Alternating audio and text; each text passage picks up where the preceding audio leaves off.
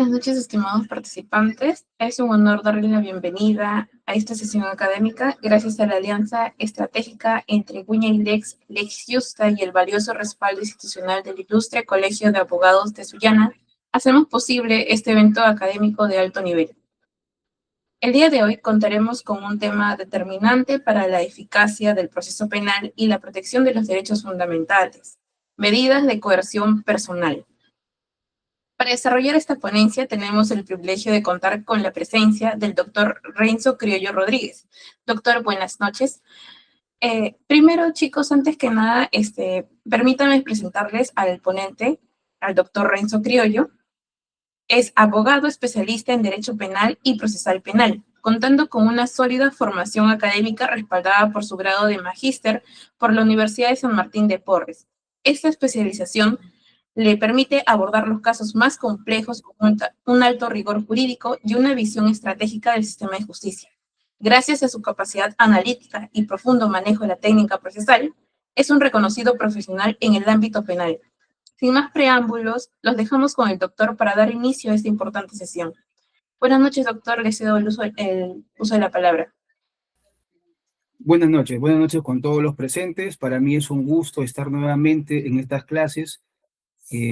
Como le digo, siempre para mí va a ser un placer siempre compartir este tipo de conocimientos. Sabemos que no todos somos dueños de la verdad, pero ahí estamos, ¿no? Para poder poner nuestro granito de arena, ¿no? Y poder seguir con estas ponencias para poder tener más conocimiento día a día. Bien, ¿se me escucha? ¿Sí, no? Sí, doctor, sí se le escucha. Bien, ya listo. Bien. Hoy día me ha tocado, bueno, en este caso me han dado la oportunidad para poder exponer sobre medidas de coerción procesal en el derecho penal, ¿no? Es un tema muy controversial porque obviamente surgen demasiadas preguntas en la misma práctica. A veces vemos de que se vulneran derechos fundamentales, se vulnera el contenido esencial, el núcleo esencial de un derecho fundamental al momento de poder, en este caso, dictar medidas de coerción, tanto sean personales o también sean reales, ¿no? Entonces, en la práctica se ve siempre reiteradamente, ¿no? De que a veces los jueces de primera instancia o los fiscales adjuntos o los fiscales provinciales, ¿no? Solicitan a veces medidas que ni siquiera deben ser en este caso fundadas, pero a veces el juez lamentablemente no lo declara fundada y uno hay que irse por una apelación y todo para irse a un juez de segunda instancia para que ese reciente den la razón. No debería ser, ¿no? Porque obviamente todo juez, todo fiscal debe estar actuando bajo el marco del principio de legalidad, pero sin embargo en la realidad eso no se ve, ¿no? No se escucha, no se ve, no se plasma, ¿no? Eso, ¿no? Y eso te lo digo porque obviamente uno en el día a día ve justamente de que hay requerimientos que justamente no están o no encajan con lo que indica la norma para que un juez se declare fundado, ¿no? Pero bien, eso ya es otro cantar, ¿no? Es como decir, es una expresión de indicando de que el sistema a veces no es lo que plasma la norma procesal. Pero bueno, ¿se ve en este caso lo que estoy acá plasmando? ¿Se ve la filmina? Sí, doctor, sí se logra visualizar. Gracias. Me van a disculpar con todo, lo que pasa de que he tenido mi UCB, lo he dejado en mi trabajo, este es un UCB antiguo ya, y bueno, por el tema del tiempo ya vamos a seguir con esto ya. Bien, acá, por ejemplo, para comenzar antes este tema, debemos primero pensar qué es medidas de coerción procesal. O sea, ¿qué es una medida de coerción? ¿Qué es la coerción? Debemos plasmarnos siempre de que una coerción es como decir algo obligado a alguien para que pueda dar algo o se pueda restringir algo. Acá, por ejemplo, la dogmática y la doctrina española, por ejemplo, como Asensio Mellado y Moreno Catena, no hablan de medidas de coerción procesal. Ellos tienen una denominación diferente. Su denominación, ¿qué cosa es? Medidas cautelares.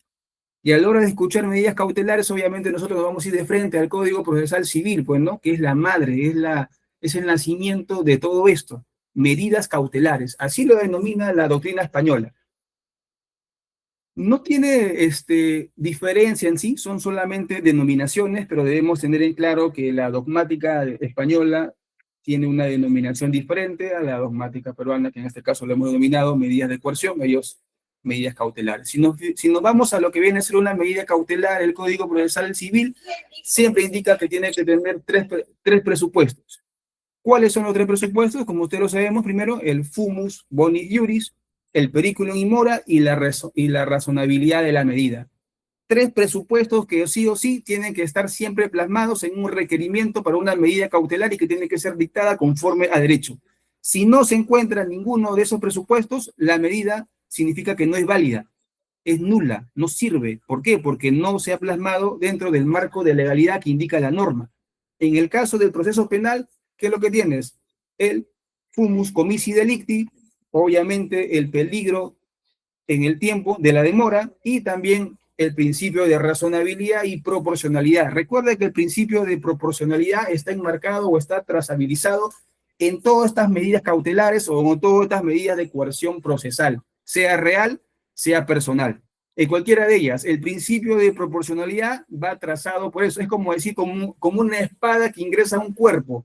Sí o sí tiene que estar. Si tú no analizas proporcionalidad, la medida también es inválida. Proporcionalidad dentro de sus 3 presupuestos, ¿no?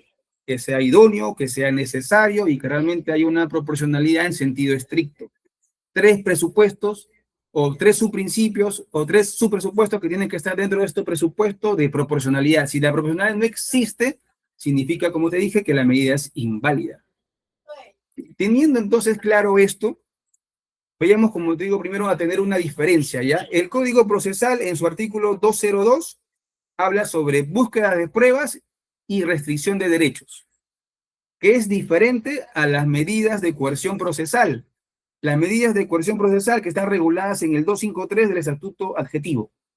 ¿Cuál es la diferencia? Y que debemos tenerla siempre en cuenta, porque no es lo mismo, recuerda de que no es lo mismo. La búsqueda de prueba y restricción de derechos tiene un fin distinto a las medidas de coerción procesal. Son 2 cosas diferentes, no debes confundirlas, ¿ya? ¿Cuáles son los fines de la búsqueda de prueba y restricción de derechos? El esclarecimiento del hecho. La búsqueda de prueba, la preservación de la prueba para el esclarecimiento del hecho. Ese es el fin de la búsqueda de prueba y restricción de derecho. Distinta a lo que viene a ser las medidas de coerción procesal, que su fin es diferente. ¿Cuál es el fin? Primero, que en este caso sea indispensable, ¿para qué? Para evitar el peligro de fuga, el peligro de obstaculización, el peligro de insolvencia del imputado, el peligro de reiterancia delictiva y, en este caso, plasmando estos 5 que son, se da que el 253 del Estatuto Procesal Penal indica que su fin es distinto. O sea, para que tengas en claro hoy día en esta clase y que te vayas tranquilo y que puedas indicar por lo menos, sé cuál es la diferencia, la búsqueda de pruebas tiene un fin de esclarecimiento de los hechos y las medidas de coerción procesal tienen un fin de ¿qué? De evitar fuga, de evitar insolvencia, de evitar reiterancia delictiva y en este caso también evitar también la obstaculización. 2 fines distintos. Recuerda que el Código de Procedimientos Penales, el Código del 40, es diferente a este Código del 2004. Es la primera vez que tenemos un código donde en el apartado 3, en la sección 3, se da en este caso o se plasma todas las medidas de coerción procesal para este tipo de procesos. Es diferente al anterior código que hemos tenido, es distinto. Eso hay que tenerlo muy en claro, ¿ya? Entonces, como ya sabes cuál es la diferencia entre búsqueda de prueba y medidas de coerción procesal, primero voy a entrar a la búsqueda de prueba antes de ingresar a la coerción procesal. Hay que ir siempre en partes, ¿no? No es mi tema de hoy día ya, pero sería bueno siempre entrar de poco a poco para llegar recién a las medidas de coerción procesal. Bien, como te expliqué en su momento, ya ves ahí en la filmina cuáles son los presupuestos para una búsqueda de prueba, ¿no? Que viene a ser la preservación, ¿no? ¿Qué cosa? Tiene que haber suficientes elementos de convicción. Suficientes elementos de convicción, ojo, que hayan sido recabados siempre respetando el derecho fundamental, el núcleo esencial, el contenido esencial. No confundas, ¿ah? Una cosa es vulnerar un derecho fundamental, pero otra cosa es vulnerar el contenido esencial de un derecho fundamental. Son 2 cosas diferentes. Segundo, como te indiqué, principio de proporcionalidad, el que traspasa por todas estas medidas, que sí o sí tiene que estar dentro de sus 3 subprincipios. Entonces sería el segundo presupuesto. Otro, requerimiento debidamente motivado, que obviamente, bueno, la motivación de las resoluciones judiciales, el principio de la motivación, que sí o sí tiene que estar plasmado tanto en el requerimiento fiscal, porque también ellos tampoco no se salvan. El fiscal, a la hora de emitir un requerimiento, tiene que en este caso motivar su requerimiento. No solamente basta, señor juez, te requiero prisión preventiva, ¿ya? Tienes que motivar por qué motivo estás pidiendo. ¿Qué? ¿Hay fundados y graves elementos de convicción? ¿Hay peligro de fuga? ¿Hay prognosis de pena? ¿Hay proporcionalidad? Sí, perfecto, entonces sí sería válido. Y lo último, tiene que haber sí o sí confirmatoria judicial. Este es un presupuesto que muchas veces los fiscales cuando piden prisión preventiva o hasta antes se olvidan. Si tú lees una carpeta fiscal, hasta a veces hay prisiones preventivas sin confirmación judicial y que el abogado defensor se le pasa.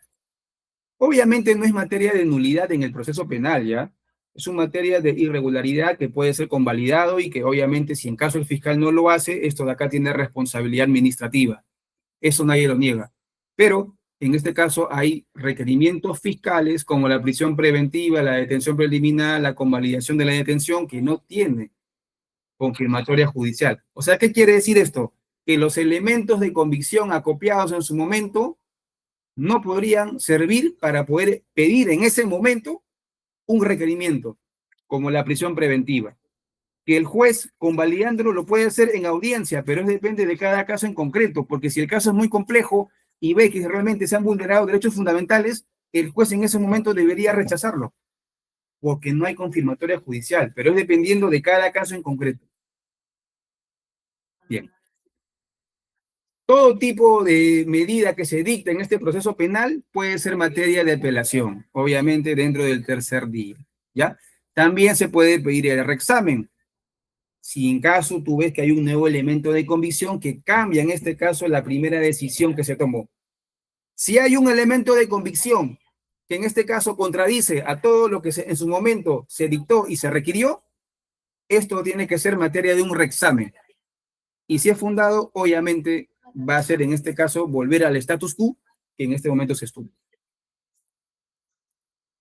Bien, como primer fundamento en este caso, lo que viene a ser la búsqueda de pruebas, ya no es por si acaso medidas de coerción, ¿eh? Como te dije, no te confundas, no es. Estas son medidas de búsqueda de pruebas y restricción de derechos. Bien, tenemos como primero el 205 del Estatuto Procesal Penal que indica el control de identidad policial, el famoso control de identidad policial. ¿Qué es lo que sucede acá? ¿No? Creo que todos hemos sido testigos, hasta a veces, quién sabe, hemos sido también pasibles de este tipo de controles, donde la policía agarra y en la calle te pide DNI. Y tú dices, ¿pero por qué me pides DNI? ¿Qué pasó? DNI, te estoy haciendo un control de identidad. Identifícate. Y tú, obviamente, como un ciudadano que de buena fe, ¿no? Todo eso sabes que toma mi DNI y todo. Pero ahí se está vulnerando un derecho, pues. El control de identidad solamente se pide, ¿para qué? Para prevenir un delito o para realizar información de un delito que ya se realizó. Son los únicos dos motivos por los cuales un policía asignado, bueno, en este caso un policía nacional del Perú, solamente puede hacer un control de identidad. Nada más. No existe otro supuesto. No existe otro que sabes que te viene actitud sospechosa y por tal motivo te pido tu DNI. No existe que, para mí yo presumo que como estás ahí escondido en un árbol, estás en un delito, posiblemente en un pase de droga y por tal motivo control de identidad. Y encima hago un registro de personas conforme al 210. Eso no existe. Eso de ahí es vulneración total de un derecho fundamental. Derecho a la intimidad. Entonces, tienes que tener claro, hoy tienes que salir de acá sabiendo muy bien que solamente hay dos supuestos nada más, para prevenir un delito o para obtener información si en caso se ha cometido un delito. Son los únicos dos supuestos por los cuales un policía puede realizar un control de identidad. En este caso, ya tenemos obviamente ya jurisprudencia internacional, el caso Azul Rojas Marín versus Perú, donde se acreditó realmente una vulneración al derecho personal, al derecho a la intimidad de esta persona. El caso Azul Rojas Marín versus Perú es un caso que resolvió la Corte Interamericana de Derechos Humanos, en el cual, el caso es mira, era una persona que era transgénero, ¿ya? Una persona homosexual. Estaba circulando, estaba transitando por una calle y dice que vienen los policías con su carro, lo intervienen, ¿ya? Intervienen, agarran, lo ven, ¿sabes qué? Tu documento, ¿no? Parecía que no tenía, lo suben al carro, lo llevan a la comisaría supuestamente para hacer un control, ¿no? De que realmente si es que él era o no era la persona, en la comisaría aparentemente sufre violaciones porque le meten la vara en el ano y todo. Él en busca de justicia va a la fiscalía, le deniegan, después se va ante jueces de primera instancia, le deniegan también igual, él se vaya a la Corte Interamericana, ¿ya? Y ahí es donde recién la Corte Interamericana en una sentencia de verdad espectacular, tienen que leerla, la verdad, donde indica los presupuestos, cuáles son los presupuestos de un control de identidad. No basta solamente por el mero hecho de actitudes sospechosas. Los casos que llegan a la fiscalía, ¿no? Por ejemplo, ¿no? Cuando, por ejemplo, tú tienes un caso, una carpeta fiscal de una persona que ha sido detenida por tráfico ilícito de drogas en su modalidad de microcomercialización. Y tú ves, ¿no? Lees el acta de intervención policial y te sorprendes, de verdad. O sea, sinceramente me da cosa leer esas cosas, de verdad. Indica, la policía que estuvo, ¿no? En las inmediaciones de tal, ¿no? Realizando actos de patrullaje, ¿no? Y por ahí vimos una persona en presuntos tipos de pase, pero que estaba parado ahí y por tal motivo lo intervenimos dentro de los supuestos de flagrancia delictiva, que no sé qué, ya. Hicimos el registro personal, encontramos 250 quetes de papel periódico, aparentemente marihuana, y la parte intervenida, aparte de eso, también indicó que él tenía más droga en su casa y con la anuencia de esta persona nos llevó a su casa y encontramos más droga. Todo esto autorizado por el imputado. De verdad, eso se ve en la realidad. Obviamente, ¿qué persona te va a autorizar a ti si yo sé que soy responsable, te voy a llevar a mi casa? Policía, ven, tengo más droga. Pues ahí vulneras derechos fundamentales. Y es más, ¿eh? En el acta todavía ponen todavía, el señor asume su responsabilidad, acepta. Esa acta es inutilizable, pues, derecho a la no autoincriminación, indiferentemente que te digo si estuvo o no en los supuestos de una flagrancia delictiva. Entonces, hay que tener mucho cuidado con este control de identidad policial. ¿Ya? Siempre se ve en la calle, ¿no? Control de identidad porque quiero ver si que tiene requisitoria. Eso no hay, excepto que haya un operativo, con un número de operativo, haya un fiscal que indique perfecto, eso sí se puede hacer. Pero no basta solamente, porque yo pertenezco al escuadrón de emergencia y hoy día se me ocurrió, ¿sabes qué? DNI a ti, ¿sabes qué? Porque te vi actitud sospechosa. Eso no existe. Ponte en la mente, eso no existe. Es vulneración de un derecho fundamental y es un abuso de autoridad que esta persona, este policía, puede ser denunciado penalmente. Y también, obviamente, administrativamente ante inspectoría y todo lo que tú quieras hacer, ¿no? Si en caso te sientes afectado. Videovigilancia, bueno, en este caso es algo sencillo, como ves ahí, el fiscal lo puede, ¿cómo se llama? Lo puede realizar por sí mismo o también por pedido de la policía, sin que este afectado tenga conocimiento, ojo, donde se puede hacer el óbice, ¿no? Observación, vigilancia, seguimiento, pero siempre, como te dije, dentro de su presupuesto tiene que estar convalidado. O sea, tiene que sí o sí pasar por una confirmatoria judicial. Si esto no existe, ese acto también se vuelve irregular, ¿ya? Pesquisas, bueno, cuando un policía va y quiere verificar información en diferentes lugares donde se realizó el hecho punible, ¿no?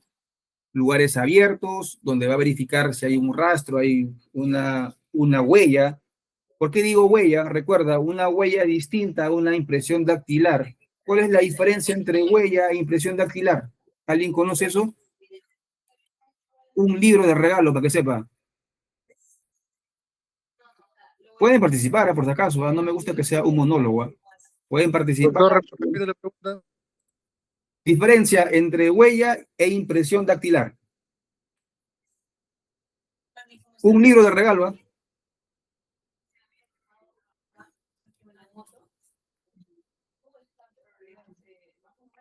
Bien. La huella es cuando una persona pone voluntariamente en un papel. Perdón, me estoy equivocando.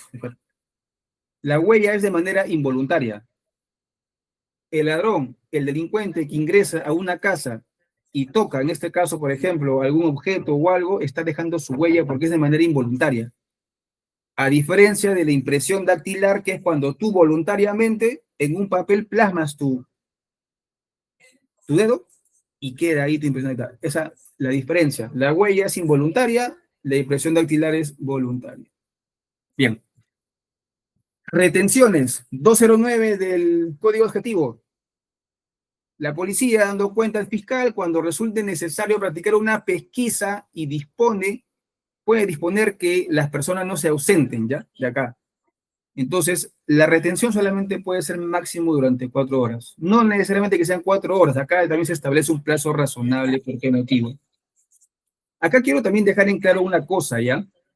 Recuerda que la calidad jurídica o la situación jurídica de una persona por lo cual es vulnerado su libertad solamente son en 3 supuestos. ¿Cuándo? Cuando estás detenido, cuando estás retenido o cuando estás arrestado. Cualquiera de los 3. Si el policía que dice, estás intervenido, eso no es una situación jurídica. ¿Ya? Ese es un supuesto de contacto del sujeto agente, o sea, de la persona con la policía. Es el primer contacto que tienes, intervenido. El código indica intervenido, pero no es situación jurídica. Tu situación jurídica cambiará cuando ¿qué? Cuando pasas de intervenido a detenido. ¿Por qué? Cuando una persona está detenido, ¿quién sabe? ¿Cuáles son los únicos 2 supuestos por los cuales una persona puede ser detenida? Por mandato judicial y por fragancia. Claro. Son los únicos 2 supuestos por los cuales una persona solamente puede ser detenida. Ojo aquí, ¿ah? Doctor, el libro. No existe otro más. No existe otro más. Cuando una persona está retenida, conforme ves en la diapositiva, el 209, retención, máximo 4 horas. ¿Para qué? Para que puedan en este caso realizar las pesquisas. Y cuando una persona está arrestada.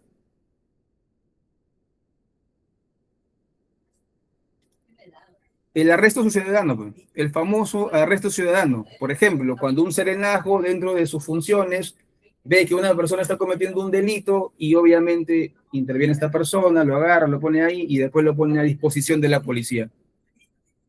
Son los únicos 3 supuestos por los cuales la situación jurídica o sea, la calidad de intervenido cambia su situación jurídica a detenido, retenido o arrestado.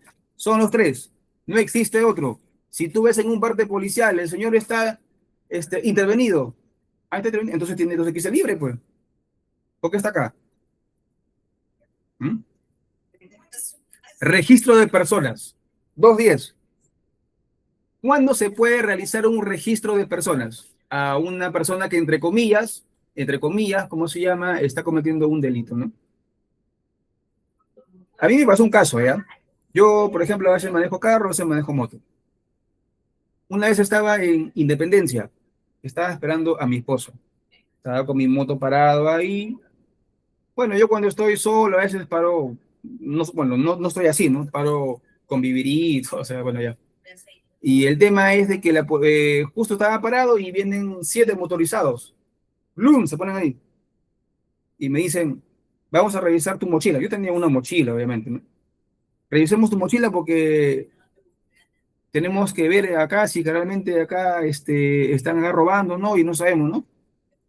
La pregunta es, ¿esa intervención, el primer contacto del policía conmigo, es legal? ¿Está bajo el marco, bajo el principio de legalidad? ¿O no? ¿Qué opinan?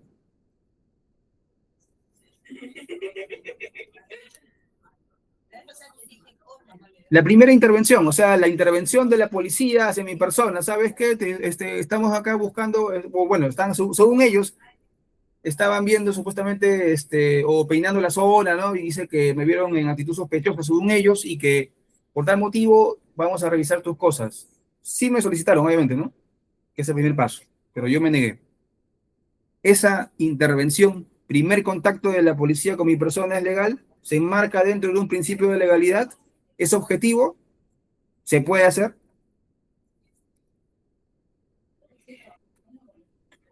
La respuesta es no, pues, obviamente. Siempre tú vas a hacer un registro de personas enmarcado dentro del control de identidad. Recuerda que el 205 y el 210 siempre están conectados, ¿ah? Siempre, así no quieras.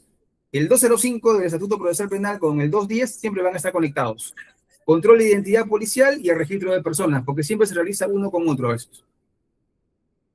Para que tú hagas un registro de personas, tienes que tener fundadas razones, plasmadas obviamente en el acta de intervención policial, plasmadas en este documento que acredita realmente de que hubo una fundada razón, o sea, un dato objetivo que acredite realmente de que tú estás inmiscuido o vinculado en un hecho punible. Ejemplo, están rondando la zona y ven de que hubo una balacera y yo estoy con mi moto posiblemente con un arma metiéndolo o estoy así, pero ven algo objetivo, ¿eh? No tenemos sospechoso, ven algo objetivo. Eso sí sería fundada razón y que tiene que estar plasmada en un documento que en este caso es el acta. Si eso no está plasmado en el acta, no hay fundada razón, dirías por una tutela. Intervención corporal. Intervención corporal del imputado. ¿Ya? Acá el fiscal puede solicitar, tanto de otras personas o también del mismo imputado, ¿ya? Puede ser análisis sanguíneos, pruebas moleculares, exploraciones radiológicas u otros. ¿Ya? Este es un tema ya, no hay mucho acá que hablar en este tema, ¿no?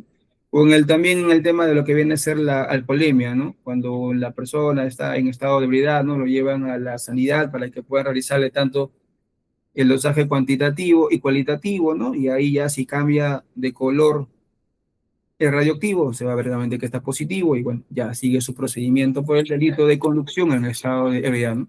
Delito contra la seguridad pública. El allanamiento, también muy discutido, obviamente, ¿no? El allanamiento tiene que ser un requerimiento que el fiscal plasme, quién es el fiscal autorizado, cuál es la duración, qué se va a incautar. Acá hay un problema.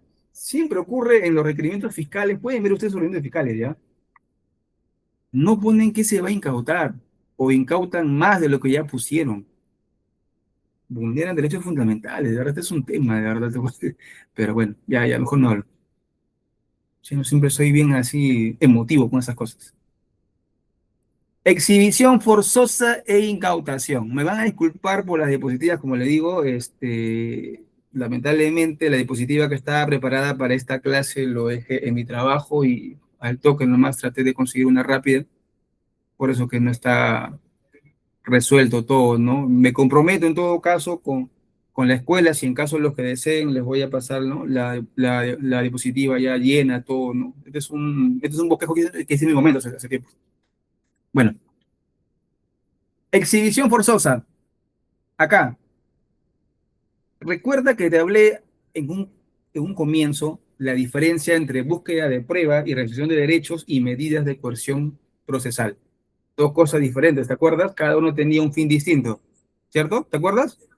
Sí, ¿no? Ya.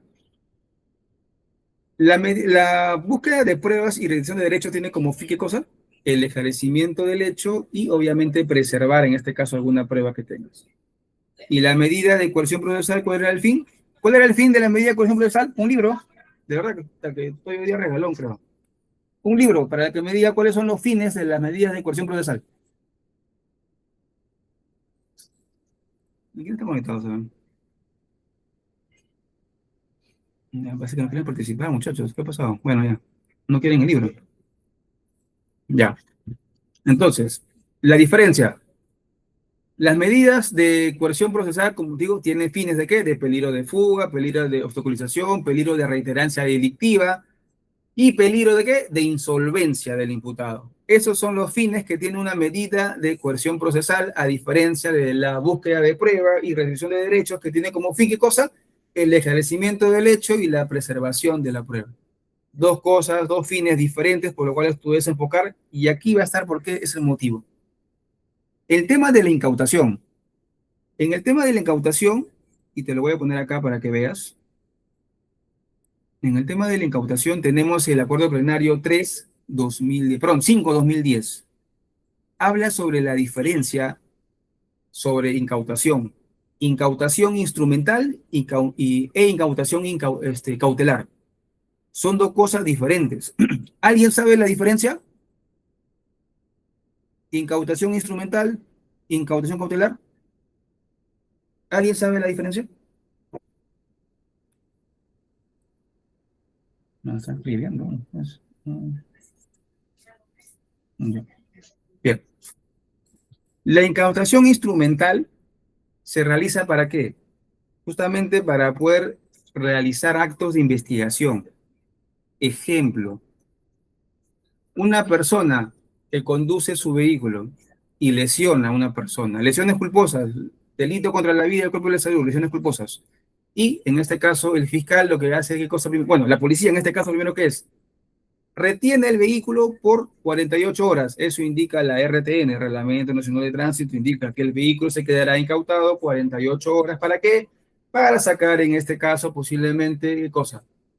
No posiblemente, para sacar, ¿qué cosa? El peritaje de daños. Bien, hasta ahí acaba la chamba del policía. Pero el fiscal puede, en este caso, ¿qué cosa? ¿Qué puede realizar? Una incautación instrumental, o sea, sacar una disposición indicando que se va a quedar el carro cautelar, instrumentalmente en la comisaría. ¿Para qué? Para que posiblemente pase, en este caso, alguna pericia para verificar si que hay sangre, si que hay huellas u otras cosas, u otros tipos de exámenes. Entonces, eso es el fin, la incautación instrumental. ¿Para qué? Para realizar actos de investigación que una vez ya realizados, el fiscal tiene que disponer la devolución. O en su defecto, realizar otra disposición, realizar un requerimiento de secuestro conservativo. ¿Para qué? Para preservar el vehículo y poder, en este caso, tener viabilidad con la reparación civil. Que ya cambiaría, ¿no? De incautación instrumental a incautación cautelar. Es dual, ¿eh? Este acuerdo plenario habla sobre que la incautación puede ser cautelar. Acá, mira, para que lo puedas ver, ¿ya? No me creas a mí, ¿eh? Créele al acuerdo plenario. A ver, ¿dónde estás? Ahí está, ¿ves? Presenta una configuración dual, dice. ¿Ves? Como te dije, es diferente, ¿ah? Como medida de búsqueda de prueba y restricción de derechos, pero también como medidas de coerción, bueno, procesal, ¿no? ¿Te das cuenta? El mismo acuerdo también te dice, oye, no te confundas, ¿ah? Hay una diferencia entre búsqueda de pruebas y medidas de coerción procesal. No confundan, los fines son diferentes, son distintos. Por eso es que la incautación tiene esa viabilidad, tiene esa dualidad de pedirlo de diferente manera. Y el fiscal tiene que conocer como el defensor de la legalidad, y resalto esto porque en la práctica se ve cualquier pachotada, de verdad. Y de verdad te digo esto porque hasta que me siento, de verdad, así, porque veo cada caso. Debe conocer la norma procesal, pues, para poder pedir diferentes tipos de requerimientos. Y esto de acá es donde es su talón de Aquiles. No dominan la incautación, no dominan la inhibición. Y acá pecan. Obviamente, el abogado defensor, el abogado acucioso, si conoce y domina la norma procesal en estos temas de medidas de coerción o búsqueda de reducción de derechos, obviamente se lo va a levantar en peso, pues, ¿no? Ya eso ya depende de cada uno, cómo también se prepara, pues. Bien, exhibición, esto de acá ya se me pasó de hora rápido, en 20 y 43 días. Bueno, ajá. De comunicación, esta es la otra fecha. Levantamiento de secreto bancario, obviamente igual también, como le dije, tiene que tener toda la trazabilidad de la proporcionalidad, indicar qué plazo estás pidiendo, por qué motivo pides el secreto bancario. ¿Tienes suficientes elementos de convicción o no? Hay requerimientos de secreto bancario que se piden por pedir.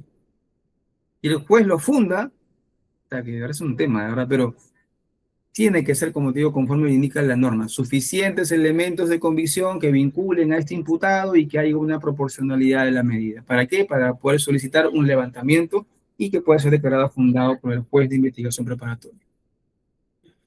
Clausuras, ya, prueba anticipada, creo que todos lo conocemos también. Medidas de protección, igual. Medidas de coerción procesal, porque acá hemos llegado ahorita hasta ahora a este tema ya. Mucho me he enfocado en la búsqueda de pruebas. Bien, a ver, vamos rápido, ¿ya?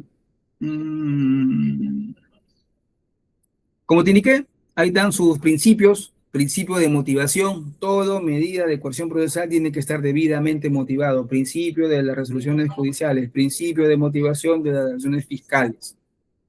Principio de instrumentalidad. ¿Esto qué quiere decir? Que toda medida puede tener un fin, no es siempre perenne. Si el proceso declarativo acaba, acaba la medida cautelar. Principio de legalidad. Toda medida cautelar tiene que ser dictada bajo un marco de legalidad, o sea, tiene que estar plasmada en este código, ya aquí. ¿Para qué? Para que te puedan dictar. No puede haber otra distinta. O en su defecto, las que están plasmadas en el Código Procesal Civil, que sabemos que se usa de manera supletoria, pero no puede ser plasmado de diferente manera si no está puesto en el código. Principio de jurisdiccionalidad. ¿Qué significa eso? Que solamente va a ser dictada por un juez. El fiscal solamente utiliza el principio rogatorio para poder pedir al juez: oye, juez, te requiero este tipo de medida procesal. Por favor, díctamela. El juez evaluando, porque sabemos muy bien que el juez sabe de derecho, iure non curia, él evaluará el requerimiento fiscal, indicará realmente si que está bien y dictará, en este caso, fundado o infundado su pedido. Provisionalidad, como tú dije, es siempre provisional. ¿Por qué? Porque si en caso en un momento se dictó una medida cautelar y en este momento vemos que han nacido o han ejercido nuevos elementos de convicción que desvirtúen este primer razonamiento que tuvo, se puede en este caso quitar y poner otra medida menos gravosa o más gravosa. Y el famoso principio de proporcionalidad, como te dije, principio que en su momento lo dijo Robert Alexis, espectacular en el tema ese de que habla sobre, ¿no?, sobre los tres subprincipios: idoneidad, necesidad y proporcionalidad en sentido estricto. ¿Cuál es la finalidad? Como te dije en su momento, plasmado acá, pues, ¿no? Investigación eficaz, asegurar la investigación, evitar la obstaculización, evitar riesgo de fuga, evitar el peligro de reiterancia delictiva, y lo que falta acá también es el tema de evitar la insolvencia del imputado, ¿no? Porque él puede vender, puede ser, y por eso existen las medidas cautelares. Plasmado acá, todos los tipos de medidas de coerción personal: detención, arresto ciudadano. Vamos a hacerlo rapidito, ¿ya? La detención, ¿qué hay? 259 del Código Procesal Penal. ¿Qué especifica? Los tipos de flagrancia: flagrancia estricta, cuasi flagrancia y presunción de flagrancia. El TC ya ha especificado ya cuando hay una flagrancia delictiva. O sea, tienen dos elementos, dos fundamentos. ¿Cuáles son? ¿Quién me los dice? Quiero entregar un libro. Acá está el libro tirado, mira. El que me dice cuáles son las dos notas sustantivas que indicó el TC sobre el tema de la flagrancia, le voy a dar un libro, de verdad.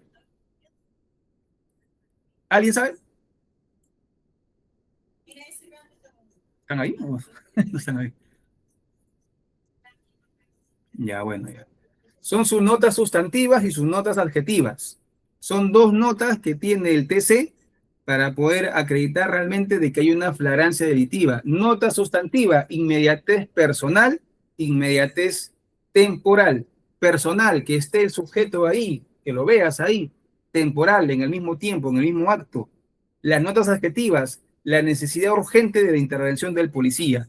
Dos notas que indicó el TC en reiterada jurisprudencia y que debes conocerlo para diferenciar cuándo hay una flagrancia delictiva y cuándo no.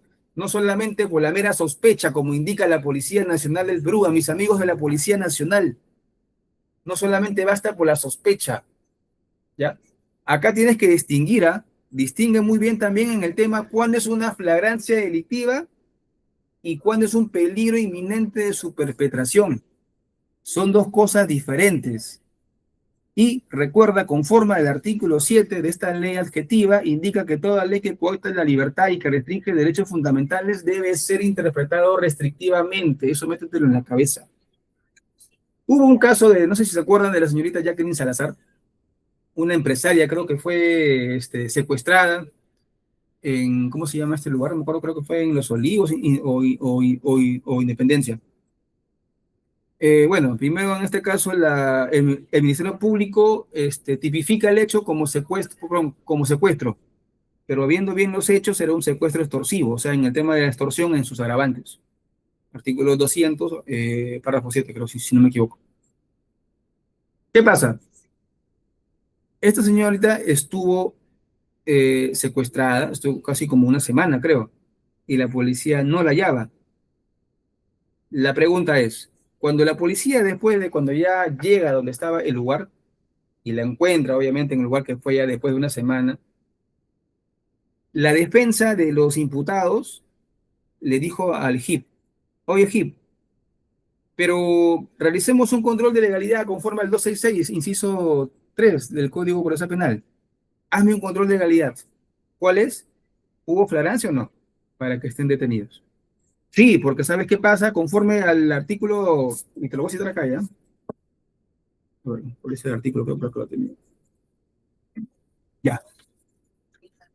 Conforme al artículo 82 del Código Sustantivo, indica, mira, el inicio de los plazos de prescripción. ¿Qué dice? En el delito permanente a partir del día en que cesó la permanencia. ¿Y qué decía el fiscal o qué decía la jueza? Que la flagrancia delictiva se mantenía o permanecía porque ella ha estado secuestrada durante todo este tiempo. ¿Acaso el artículo 259 no indica que la flagrancia son máximo 24 horas? ¿No? La flagrancia son 24 horas, ¿eh? Tú no puedes hacer una analogía in malam parte indicando que conforme al artículo 82 que regula el tema del plazo de prescripción, indicar que como el delito de extorsión es de efecto permanente y el inciso 4 del artículo 82 indica que el delito permanente cesa a partir de que cesa, perdón, o sea, que rige a partir de que cesa la permanencia, entonces significa que estamos en todo este bloque de flagrancia. Eso de ahí no es correcto. Acá se utiliza la dogmática. Unos pueden estar de acuerdo, otros no, pero se utiliza la dogmática que en su momento ya plasmó el TC. Y como te dije hace rato, acá hay una diferencia. Flagrancia delictiva o peligro inminente de su perpetración. Son dos cosas distintas. Bien, arresto ciudadano, como te indiqué hace rato, donde había un serenajo que, por ejemplo, ve a una persona que está robando, por ejemplo, ¿no? Y lo puede agarrar, lo puede detener, bueno, tener ahí hasta ahí, lo puede llevar a la comisaría, arresto ciudadano. Detención preliminar judicial, esos son en casos donde no hay flagrancia, ¿no? Y el fiscal, en este caso, cuando ve que hay ciertos elementos plausibles para poder dictar o para poder detener a una persona para realizar más datos investigativos, porque esto acá lo hacen siempre porque van a pedir una prisión preventiva, pues, y saben de que sí o sí la persona se va a fugar. La convalidación de la detención, que en su defecto también es igual, detención preliminar judicial en caso de flagrancia. El 266, como te digo, ahí te habla sobre el tema de que se puede realizar hasta por 7 días. Prisión preventiva, la discutida prisión preventiva, que todos sabemos, ¿no? ¿Qué cosas son? ¿Cuáles son sus presupuestos? Graves y fundados elementos de convicción, pronóstico de pena, peligro de fuga, obstaculización, la durabilidad de la medida y, en todo caso, también el principio de proporcionalidad. Acá tienes que tener en cuenta siempre cuando pides una prisión preventiva, verificar los fundados y graves elementos de convicción. ¿Qué es fundado y qué es grave? ¿Alguien sabe qué es fundado y qué es grave? Otra vez, un libro. ¿Alguien sabe? Nadie. Ya bueno. Graves y fundados elementos. Uy, se me va a acabar la batería acá ya. Ya. Bueno, ya. Graves y fundados elementos de comisión. Graves. Que tenga o que haya suficientes elementos que vinculen.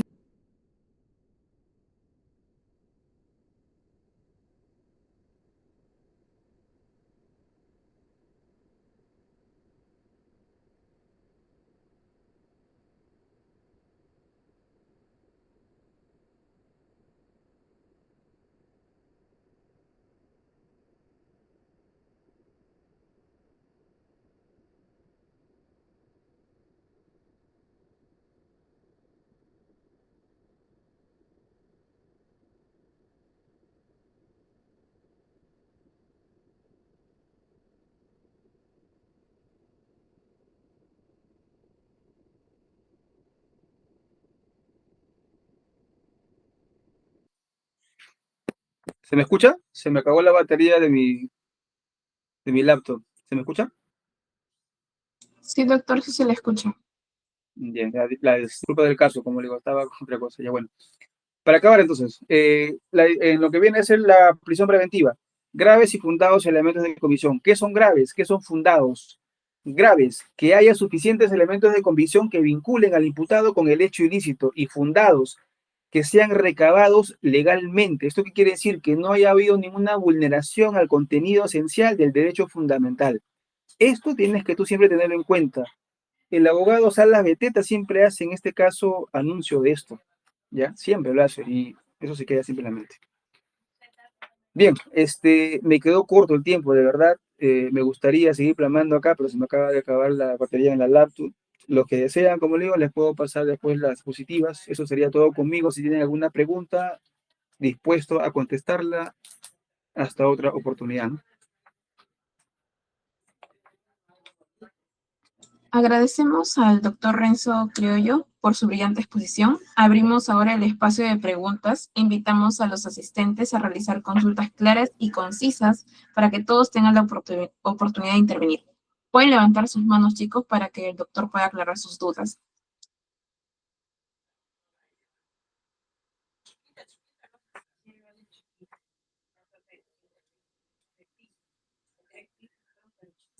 Conste que he querido regalar un libro, ¿eh? Pero creo que nadie quería libro. Bueno.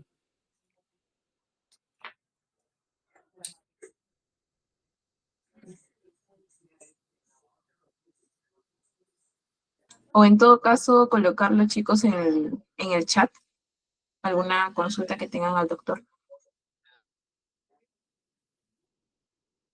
Bien, ya, si no hay preguntas, no hay ningún problema. Parece que todo ha estado claro para ellos, ¿no? Eso es lo que es importante, ¿no? Si está claro, genial, de verdad. Ya me voy contento. Bueno, doctor, muchas gracias por su destacada participación y por compartir sus conocimientos y experiencias sobre un tema tan relevante y actual. Finalmente, expresamos nuestro especial agradecimiento al Ilustre Colegio de Abogados de Sullana por respaldar y apoyar la realización de este importante evento académico. Muchas gracias, doctor. Gracias con todo. Hasta luego. Buenas noches. Damos por finalizado la ponencia de hoy.